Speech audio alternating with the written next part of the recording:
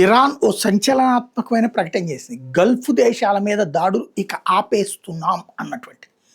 ఇది కీలకమైనది. ఎందుకు అంటే గల్ఫ్ దేశాల మీద ఈ అమెరికా, ఇజ్రాయెల్ దాడి చేసిన ప్రతిసారి వాళ్ళనేం చేయలేక గల్ఫ్ దేశాల మీద దాడులు చేస్తుంది. ఇరాన్‌లోని ముస్లింల్లో కూడా ఈ అసంతృప్తి పెరుగుతోంది.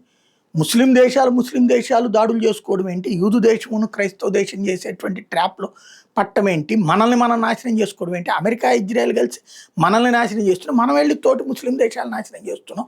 ఇంకా దీనివల్ల ప్రయోజనం ఏంటి? ఇంకా వాళ్ళు కోరుకున్నటువంటి లక్ష్యం నెరవేరుతుంది కదా అన్నటువంటిది ఒక చర్చ ప్రారంభమైంది.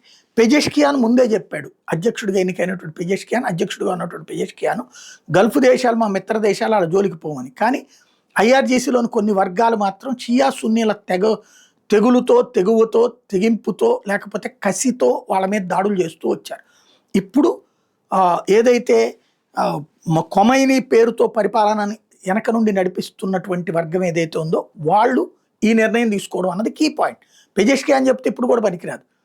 ఐఆర్జీసీ కూడా ఈ ప్రకటన చేయడం, ఇస్లామిక్ రెవల్యూషన్ గార్డ్ కార్ప్స్ ప్రకటన చేయడం అంటే ఖొమైనీ పేరుతో వచ్చినటువంటి ఒత్తిడికి వెనక్కి తగ్గారనమాట. ఇది చాలా కీలకమైనటువంటిది. గల్ఫ్ దేశాలకు ఆ ఊపిరి పీల్చుకోవచ్చు.